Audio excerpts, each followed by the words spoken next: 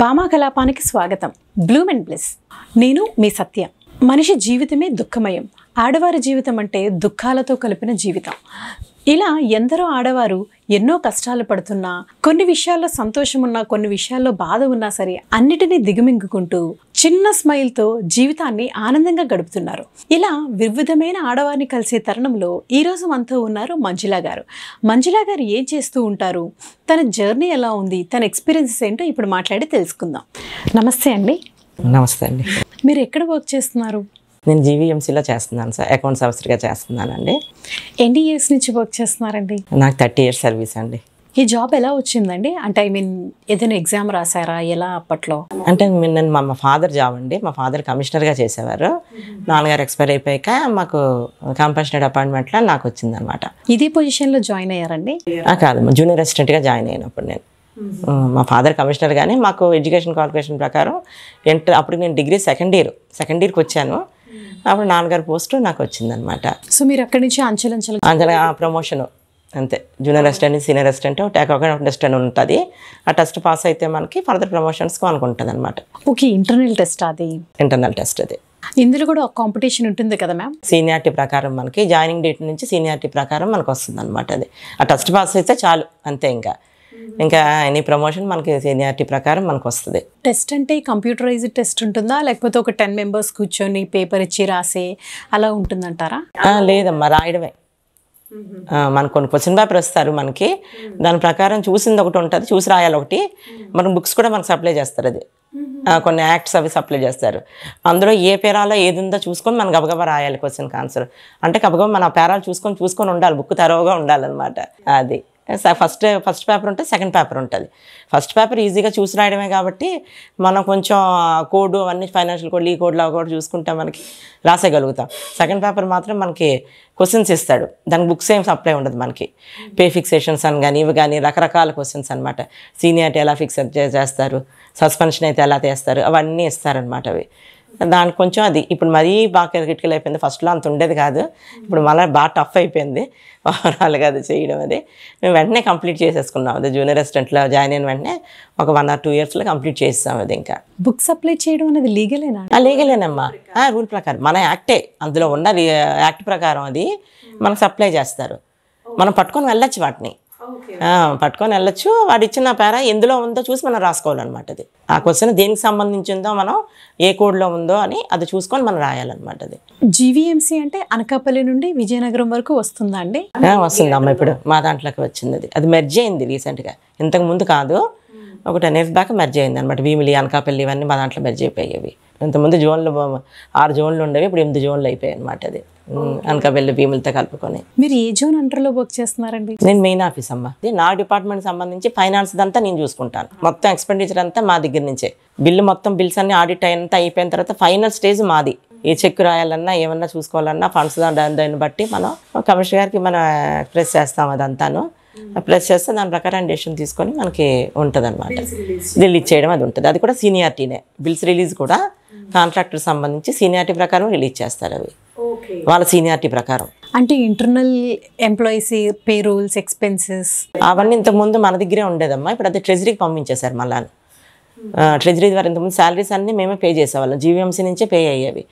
కానీ అది కూడా మళ్ళీ మారిపోయి 010 అని గవర్నమెంటే వేరు చేస్తుంది. అవి కూడా శాలరీస్ అని కానీ ఏమైనా కానీ.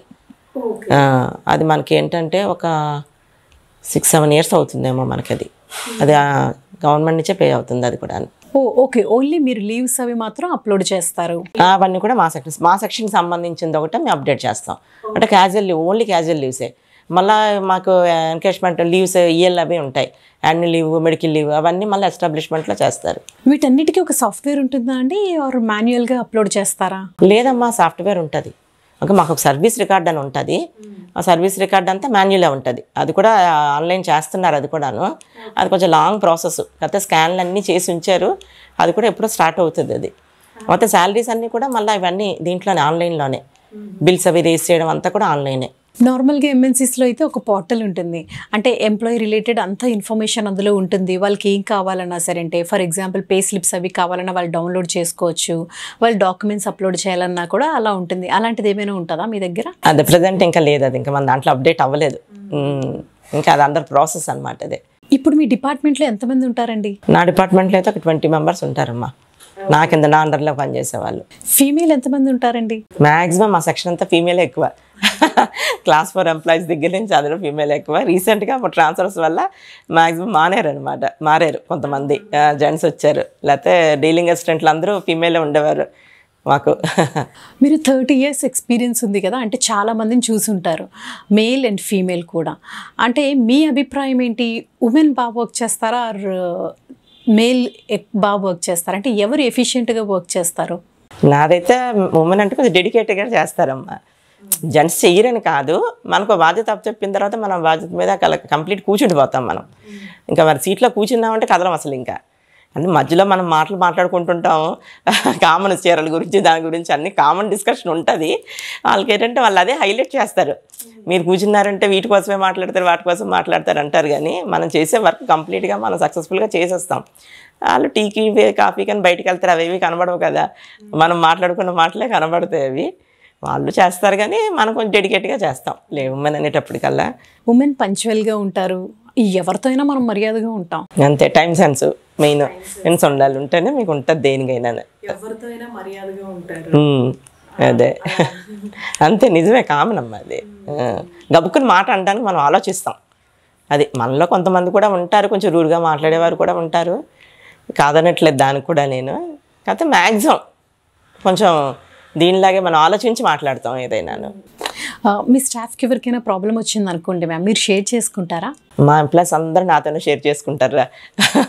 నా కింద వాళ్ళందరూ ఆపరేటర్ల దగ్గర నుంచి అటెండర్ల దగ్గర నుంచి బాధలన్నీ చెప్పుకుంటుంటారు. మేము అవన్నీ దాటొచ్చాం కాబట్టి అవన్నీ కామన్ అమ్మ, మీరు అంతలాగా ఇదవ్వాల్సిన అవసరం లేదు, ఫ్యూచర్ బాగుంటుంది అని చెప్పి నేను గైడెన్స్ ఇస్తుంటాను. యాజ్ అ సిస్టర్ లాగా లేకపోతే ఏదో ఒక మదర్ లాగా ఏదో ఒకటి చెప్తూనే ఉంటారు, నాకు ప్రతిదీ చెప్తూనే ఉంటారు. బాధపడుతుంటారు, చెప్తుంటారు. వాళ్ళు అలాగే కొంచెం మోటివేట్ చేస్తుంటాను, ఎందుకంటే అవన్నీ దాటొచ్చాం కదా, అవన్నీ కామన్ ఇష్యూస్. ప్రతి దానికి రియాక్ట్ అయితే మనకి ఇబ్బంది అవుతుంది ఫ్యామిలీలోని. ఇప్పుడు కొంచెం స్పీడ్గా డెసిషన్స్ తీసుకుంటుంటుంటారు కదా పిల్లలు, అది మంచిది కాదు అని చెప్తుంటాను. మరి చాదస్తం అనుకొని ఏదనుకొని ప్రతిదానికి కొంచెం ఓవర్ రియాక్ట్ అవుతుంటాం, అన్నీ చేస్తుంటాం. కానీ కొన్నిట్లో సబాండ్గా కూడా కొంత మనం తయారయ్యాంలేండి. పూర్వం కన్నా ఇప్పుడు మనం కొంచెం మనలో కూడా కొంచెం పట్టుదల పెరిగింది, ఇది పెరిగింది. అలాగని పూర్వం ఇది కూడా పోలేదు, అది ఇంకాను నాకైతే పోలేదు. 30 years నుంచి మీరు వర్క్ చేస్తున్నారు కదా, కొలీగ్స్తో మీ రిలేషన్షిప్ ఎలా ఉంటుంది? మంచిగా పట్టించుకుంటాను అంతేనా. మేము ఒక 4 ఫ్రెండ్స్ ఉన్నాము. ఇంకా మరి ఫ్రెండ్స్ అనడానికి కాదు, వాళ్ళు నాకు ఒక సిస్టర్స్ లాగే. నా కష్టం అవని సుఖం అవని ఏదైనా నేను వాళ్ళతో షేర్ చేసుకుంటాను కంప్లీట్గా. నేను జాయిన్ అయినప్పుడే వాళ్ళు జాయిన్ అయ్యారు, బిఫోర్గా కూడా జాయిన్ అయ్యారు. ఇంకా జాయిన్ అయిన దగ్గర నుంచి ఇంకంతే అలాగా ప్రాణం పెడతాం అనమాట దేనికైనాను. నేను సింగిల్ మదర్ని. ఇంకా పాప గురించి మా మదరు, మేము 5 సిస్టర్స్ యాక్చువల్గా, 5 ఆడపిల్లలమే, మగపిల్లలు ఎవరు లేరు. మా మదర్కి 40 yearsలో నాన్నగారు చనిపోయారు. అప్పటి నుంచి మదర్కి మేము కంప్లీట్ సపోర్ట్, ఒకే మాట మీద ఉండేవాళ్ళం. అసలు ప్రపంచం తెలియదు మాకు, మీరు నమ్ముతారో నమ్మరు, అసలు మాకు బయట ప్రపంచం అనేది తెలియదు అసలు. నాన్నగారు 5 ఆడపిల్లలం అని ఒక బయటికి పంపించడం కానీ, ఒక సినిమాకి పంపించడం కానీ ఏది మాకు తెలియదు. సినిమాకి వెళ్ళాలంటే మేము ఒక వారం రోజుల ముందు నుంచి అడగాలన్నమాట, భయం అడగాలంటే సినిమాకి వెళ్తామని. ఒక అటెండర్ నుంచి పంపించేవారు థియేటర్కి, అంతలా పెరిగాం. సడన్గా నాన్నగారికి హార్ట్ అటాక్ వచ్చి నాన్నగారు చనిపోయారు. ఇంకా అప్పటి నుంచి చాలా స్ట్రగుల్స్ ఫేస్ చేసుకొచ్చాము. మదర్ పాపం అప్పటి నుంచి మా మదర్ అలాగా నిలబడిపోయారు అంతే మా గురించి. అలాగా 5 మరి నాకు 3rd one అనమాట. నేను 2 పిల్లలకి పెళ్ళిళ్ళు చేస్తే మళ్ళీ ఉద్యోగంకి, ఆ పెద్ద అమ్మాయికి ఉద్యోగం ఇస్తే ఇంకా ఇబ్బంది అవుతుంది 4 పిల్లలకి అని చెప్పి నాన్నగారు కొంచెం సీరియస్గా ఉన్నప్పుడే నాన్నగారు చెప్పడం ఏంటంటే 3rd oneకి ఉద్యోగం ఇస్తే యాక్చువల్గా రిటైర్మెంట్ తీసుకొని నాన్నగారు రిటైర్ అయిపోదాం వాలంటరీ అనుకున్నారు యాక్చువల్గా. కానీ మరి అనుకోకుండా మరి నాన్నగారు చనిపోయారు. ఆ ఒక మాట చెప్పి మాత్రం చనిపోయారు అనమాట. 3rd oneకి ఇస్తే మంచిది, 2 పిల్లలకి పెళ్ళిళ్ళు చేస్తే మంచిది అన్నట్టు అమ్మతో అన్నారట. ఇంకా దాని మీద నాకు వచ్చింది. అప్పుడు ఇంకా ఏడుపు మొహం వేసుకొని రోజు ఆఫీస్ నుంచి ఇంటికి వచ్చిన రోజు ఉద్యోగం మానేస్తానని ఏడ్చేదాన్ని. రోజు నేను ఒక్కదాన్ని అప్ అండ్ డౌన్ చేసేదాన్ని, భీముల నుంచి వైజాగ్ అప్ అండ్ డౌన్ చేసేదాన్ని. బస్సు ఉండేది, బస్సులో నాకు బస్సు ఉండేది 9 గంటలకి. ఆ 9 గంటలకు బస్సు ఎక్కేదాన్ని, 10 గంటల ఆఫీస్కి వచ్చేదాన్ని, 10:30కి ఆఫీసు.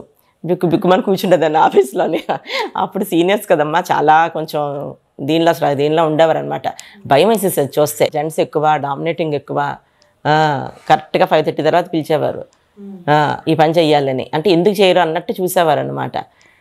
ఇప్పుడంతా మారిపోయిందిలేండి. అప్పుడు ఒక సెక్షన్లోకి వెళ్ళాలంటే భయం.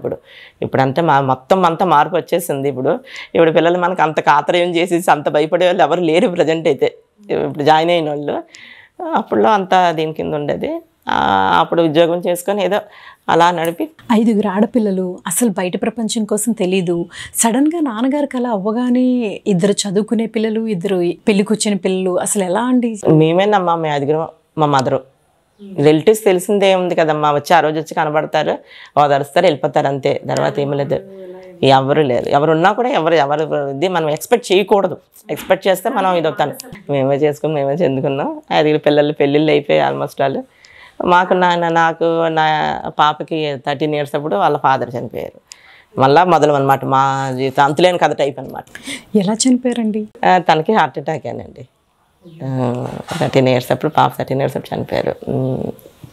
ఇంకా అప్పటి నుంచి మళ్ళీ నా లైఫ్ మొదలైందనమాట, నా స్ట్రగుల్స్. అప్పుడు ఏదో ఒక సెటిల్ అయ్యాము, అంతా బాగానే ఉంది మదర్కి. ఇంకా మా మదర్ లాస్ట్ సిస్టర్ దగ్గర ఉండేవారు, అంటే దగ్గర సంబంధం చేసాము చెల్లిది, మా కొడుకు అనమాట. అక్కడ ఉండేవారు. ఇంకా మరి అక్కడి నుంచి మరి నాకు ఇది జరిగిన దగ్గర నుంచి మరి ఆడపిల్ల చిన్నది, నేను పొద్దున్న వెళ్ళిపోతే రాత్రికి ఇంటికి వస్తాను. ఆ భయం నుంచి దాని నుంచి ఇంకా మదర్ని తెచ్చి అమ్మని ఇక్కడ పెట్టుకున్నాను. ఆవిడ డయాలసిస్ పేషెంట్ మదరు, వారానికి 3 సార్లు డయాలసిస్. చాలామంది చిన్న చిన్న విషయాలకి చాలా ప్రాబ్లమ్స్ ఉన్నట్టు ఫీల్ అవుతారు. అంతెందుకు, ఒక మనిషి ఇంటికి భోజనానికి వస్తేనే అబ్బా ఇప్పుడు వీళ్ళకి చెయ్యాలా, నేను అసలు నాకు అవసరమా ఇవన్నీ, నాకు ఇది ఏంటబ్బా ఇదంతా, నా లైఫ్ ఏంటి ఇలా అని ఫీల్ అవుతూ ఉంటారు. సో దే షుడ్ నో అనమాట, ఎంతమంది ఇంకా ఎన్ని ఇబ్బందులు పడుతున్నారు. మనం చాలా కంఫర్ట్ జోన్లో ఉన్నామన్న విషయం వాళ్ళకి తెలియాలి. అంటే వెనకాల బ్యాక్గ్రౌండ్ మాకంటూ ఏమీ లేదు, మాకు సపోర్ట్గా నించునే వాళ్ళు ఎవరు, ఒక మదర్ ఒకళ్ళే, ఇంకెవరు లేరు. ఇంకా తప్పదు మరి, ఇంకా ఏదైనా కూడా మరి ఫేస్ చేయవలసిందే అనుకొని మరి ముందుకు వెళ్ళాం అందరూ. వాళ్ళందరూ బాగానే ఉన్నారు దేవుడి దయ వల్ల. అమ్మ ఎంత స్ట్రాంగ్గా ఉండేవారండి? అంతేనమ్మా, మదర్ స్ట్రాంగ్ వల్లే. తను స్టబాండ్గా ఉంటారు. తను ఎన్ని రకాల హెల్త్ ఇష్యూస్ అమ్మ తనకు పాపం.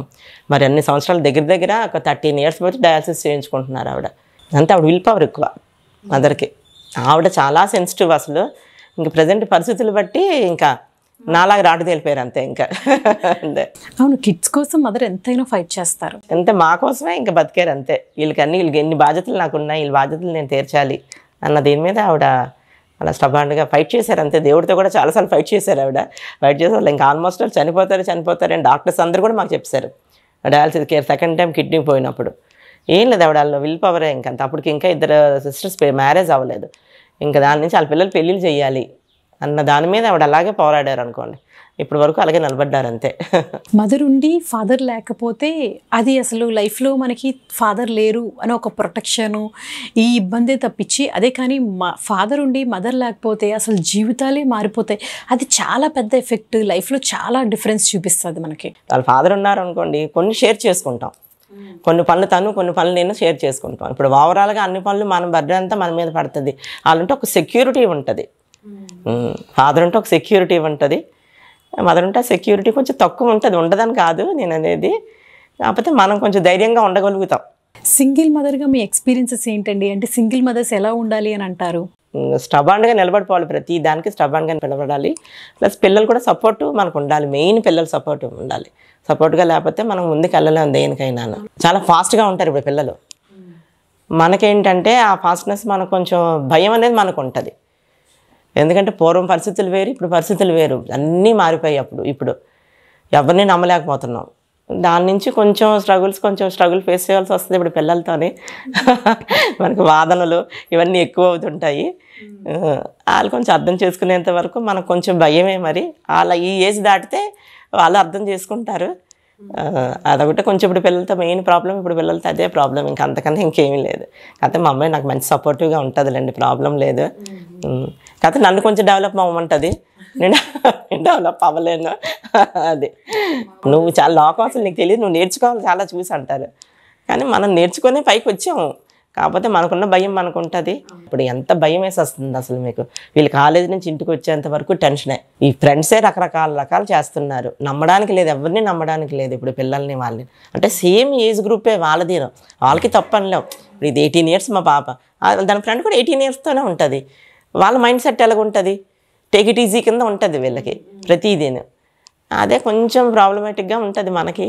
అదే మీరు ఒక్కరే ఎర్నింగా మ్యామ్ అప్పట్లో? అంతేనమ్మా, ఎవరికీ లేవు. కాకపోతే చిన్న ప్రైవేట్ కంపెనీలో సిస్టర్ చేసేవారు, 2 సిస్టర్స్ చేసేవారు, అక్కలిద్దరు చేసేవారు మ్యారేజ్ అయినంత వరకు. మ్యారేజ్ అయిపోయాక ఇంకా మళ్ళీ వద్దనేసారు, ఇంకా మానేసింది అనమాట. అంతే. ప్రజెంట్ సర్వైవ్ అవ్వడానికని అప్పుడు ప్రజెంట్ సడన్గా జరిగింది కదా అంతాను. నాన్నగారు ఒక్కలే ఎర్నింగ్, ఇంకెవరు లేదు మాకు. ఆసుపాసులు అంటే ఏమి లేవు. ఒక ఇల్లు ఉండేది అంతేను, సొంత ఇల్లు ఉండేది. అది సేల్ చేసి 2 పిల్లలు పెళ్ళిళ్ళు చేసింది మా అమ్మ.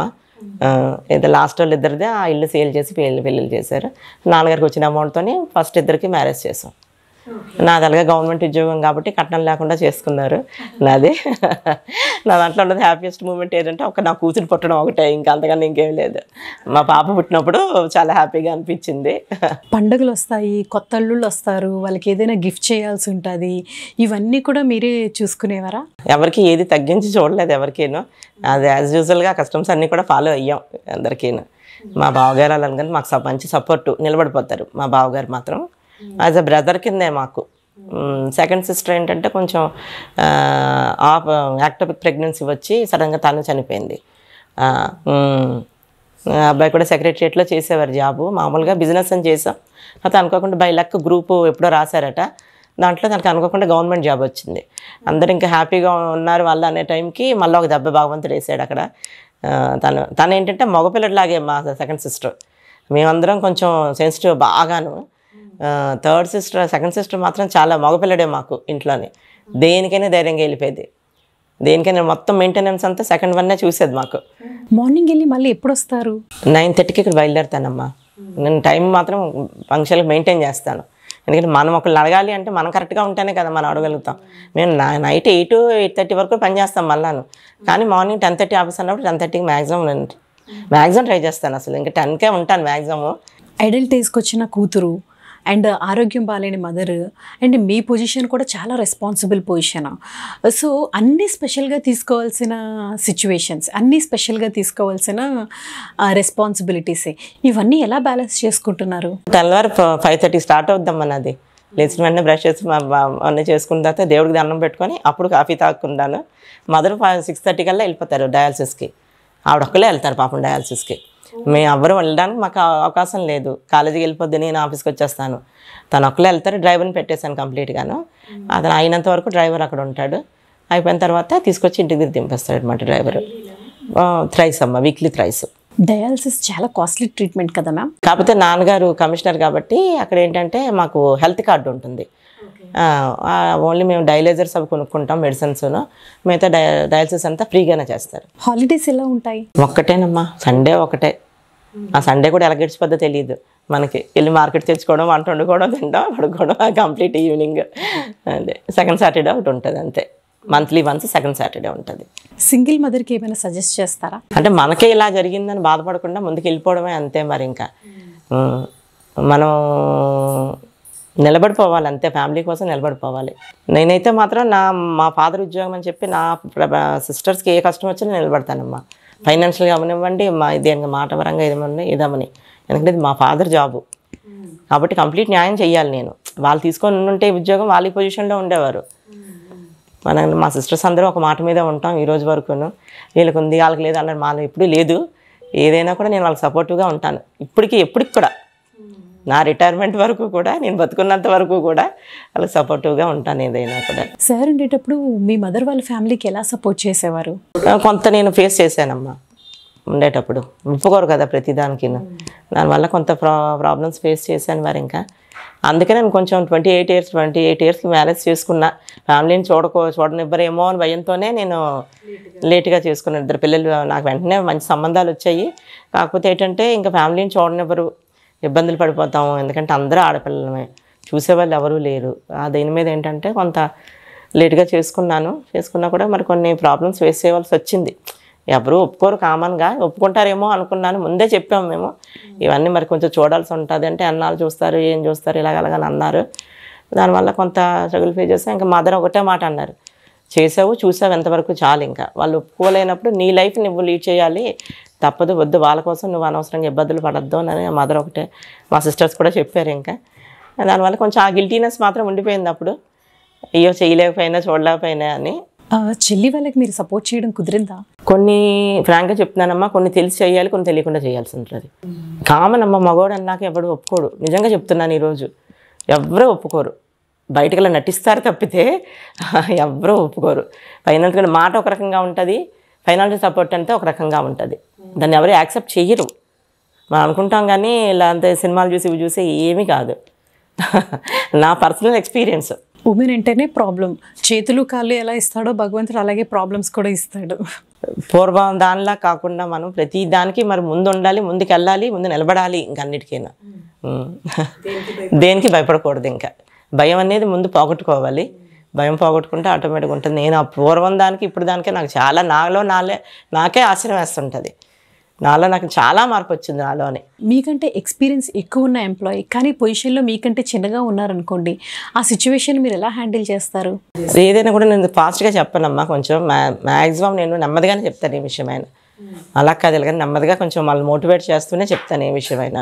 అందులో ర్యాష్గా చెప్పామనుకోండి, వీళ్ళు మాకు చెప్పేది ఏంటి, మాకున్న ఎక్స్పీరియన్స్ ఇక్కడ వీళ్ళదంత ఎక్స్పీరియన్స్ అన్నట్టు ఫీల్ అవుతారు. అందుకని నేను ఏదైనా మ్యాక్సిమం నెమ్మదిగానే చెప్పడానికి ప్రయత్నిస్తాను. వాళ్ళని మోటివేట్ చేస్తాను మ్యాక్సిమం. ఎవరైనా ఎంప్లాయీస్ని సస్పెండ్ చేసే రైట్స్ మీకు ఉంటాయండి? మాకు ఉండదు, కమిషనర్ గారి దగ్గర ఉంటుంది. కమిషనర్ గారికి ఉంటుంది. అది మనం అప్లై చేసిన దాన్ని బట్టి కూడా ఉంటుంది. మ్యాక్సిమం ఆ లెవెల్ వరకు వెళ్ళనివ్వను ఏది సమస్య అయినా కూడా.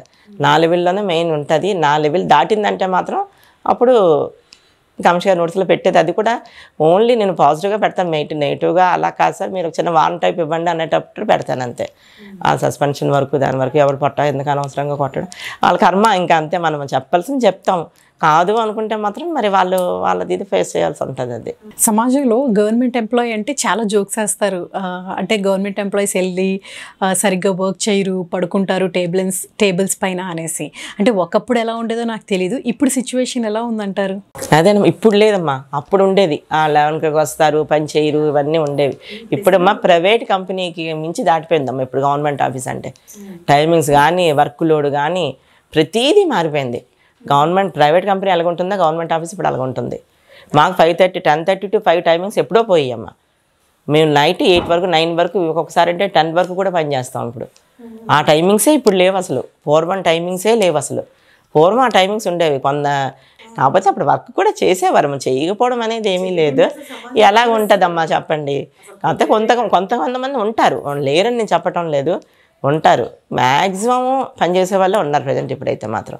అప్పుడు టెక్నాలజీ అప్పట్లో ఉన్నదానికి ఇప్పుడున్న టెక్నాలజీకి అసలు క్యాచ్ చేయగలుగుతున్నారంటారా? అప్పుడుది ఉండాలి, ఇప్పుడుది ఉండాలి. పాతది ఇప్పుడు టెక్నాలజీ వచ్చిందని మాన్యువల్గా మానేయకూడదమ్మా. టెక్నాలజీని వాడాలి, మాన్యువల్గా కూడా మెయింటైన్ చేయాలి కొన్ని రికార్డ్స్ అవిను. ఇప్పుడు టెక్నాలజీ అంతా టప్మని ఒకసారి పోతుంది, ఏదంటే ఏది చెప్పలేము. దాని ప్రకారం మాన్యువల్ రికార్డు మెయింటైన్ చేయాలి కంపల్సరీ, సైమల్టేనియస్గా చేస్తేనే మనకు యూజ్ ఉంటుంది. అది నా ఉద్దేశం అయితే అది. ఇప్పుడు ఎంప్లాయీస్కి ఏమైనా ప్రాబ్లమ్స్ ఉన్నాయా మ్యామ్? Main stress. ఎంప్లాయీస్ అందరికీ స్ట్రెస్ ఉంటుంది, వర్క్ లోడ్ ఉంటుంది, ప్రెజర్ ఇచ్చేస్తున్నారు, టార్గెట్ ఉంటుంది. ఆ స్ట్రెస్కి ఏంటంటే లేనిపోని జబ్బులు వస్తున్నాయి మాకు. ప్రజెంట్ అయితే అన్ని రకాలు ఉన్నాయి ప్రజెంట్ అయితే నాకు. అంటే సీరియస్గా తీసుకునే వాళ్ళకి ఏది ఉండదు, టేక్ ఇట్ ఈజీగా తీసుకునే వాళ్ళకి ఏది ఉండదు. మనం ఏంటంటే ఒక మాట పడకూడదు అనుకుని ముందుకు వెళ్తాం. ఆ మాట పడకూడదు అన్న దానివల్ల ఏంటంటే స్ట్రెస్ ఎక్కువ ఫేస్ చేస్తాం. అది గబుక్కుని మన అనేస్తారేమో అన్న భయం కొద్దీ భయపడుతూ పనిచేస్తాం.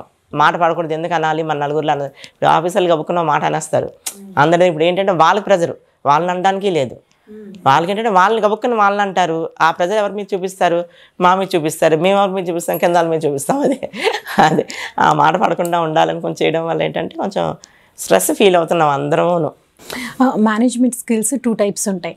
ఒకటి ఏంటంటే ఎంప్లాయీస్తో వర్క్ చేపిస్తారు, కొంతమంది ఏంటంటే తీసుకొని అందరి వర్క్ తీసుకొని వాళ్ళే చేసేస్తూ ఉంటారు. అంటే మీరు ఎలా హ్యాండిల్ చేస్తారు? నేను చేస్తాను, చేయిస్తాను, మరి రెండు ఉన్నది. రెండు చేస్తాను, నేను చేస్తాను కంప్లీట్. అంటే వాళ్ళే ఆ పని చేయాలని నాకు ఉండదు. ఇప్పుడు వాళ్ళు చేయలేకపోతున్నారు అనుకోండి, మనకు ప్రెజర్ వచ్చింది అనుకోండి, నేను తీసుకొచ్చే అంటాను. నేను తను కలిపి కూర్చొని షేర్ చేసుకొని చేసేస్తాం.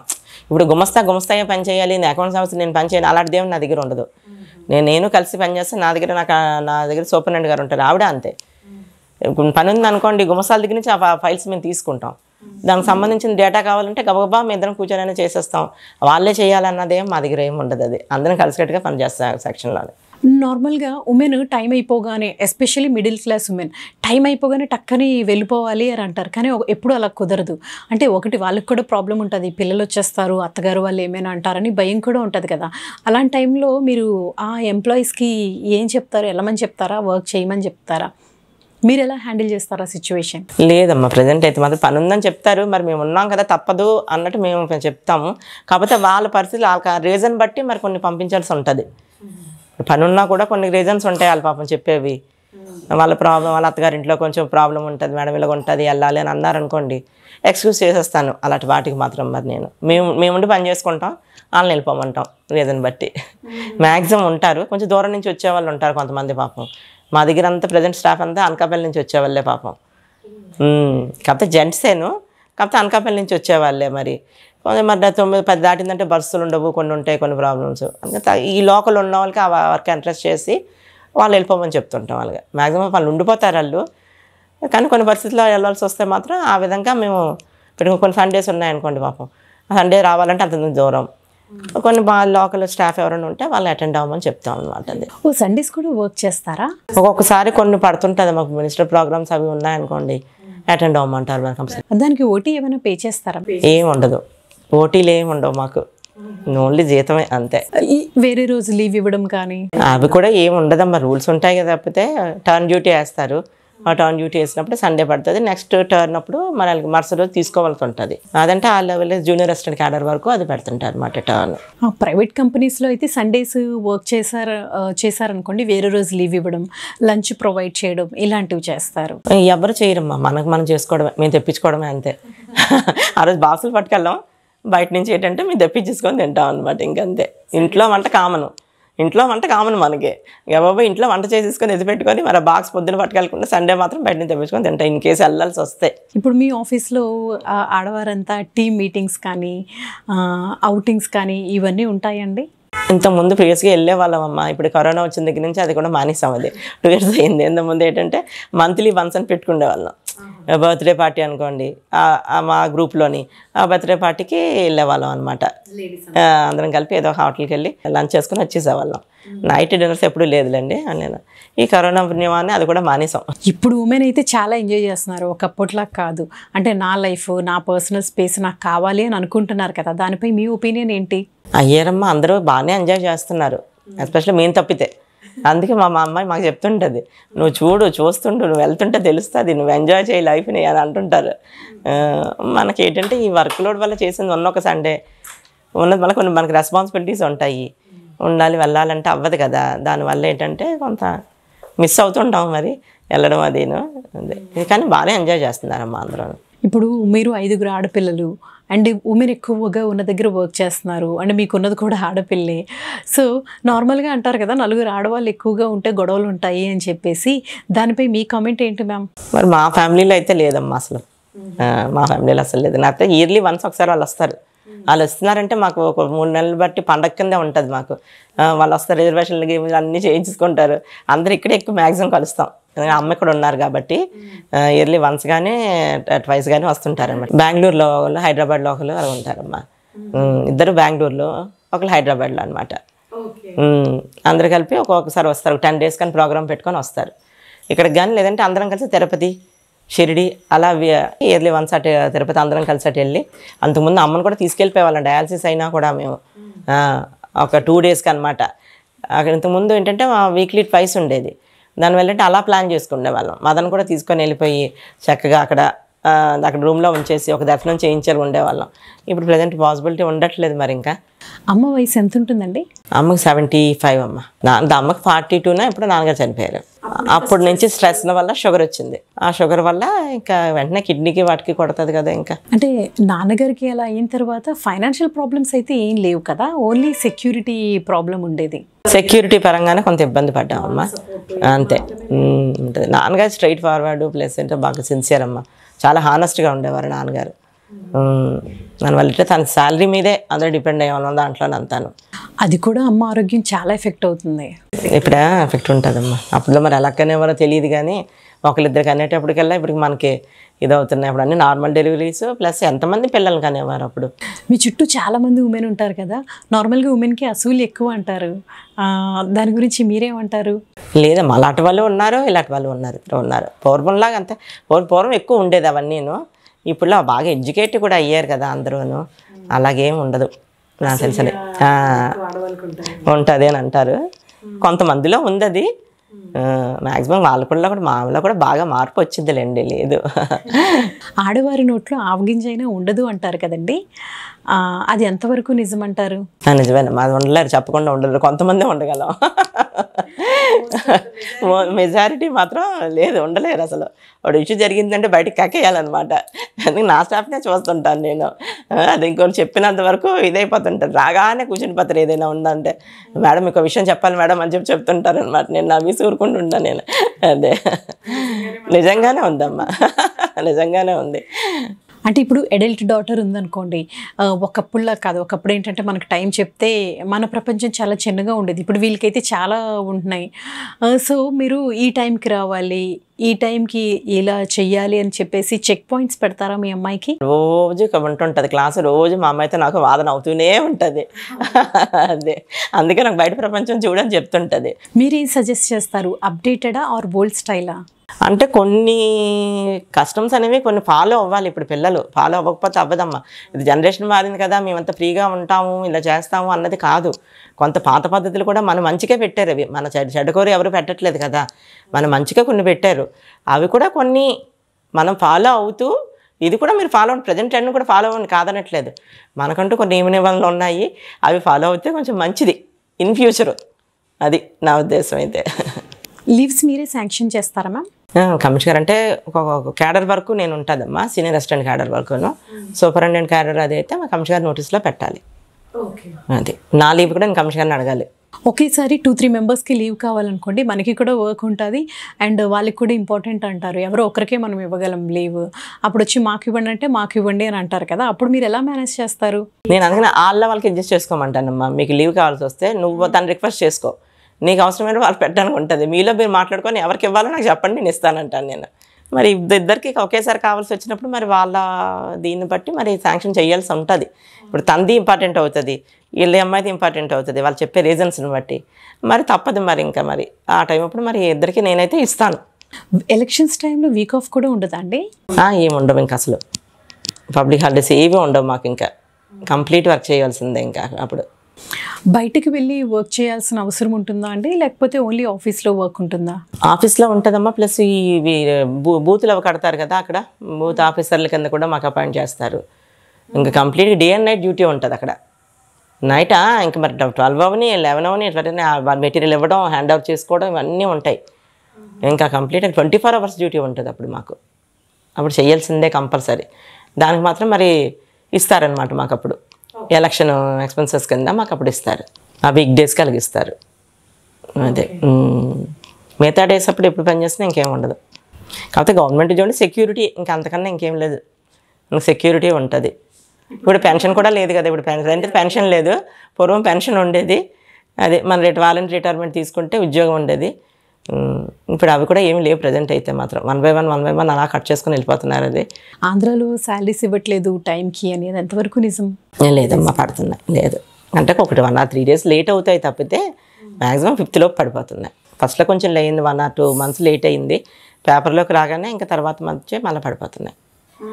5th లోపు మ్యాక్సిమం పడిపోతుంది. డైరెక్ట్ రిక్రూట్మెంట్ ఎలా ఉంటుందండి?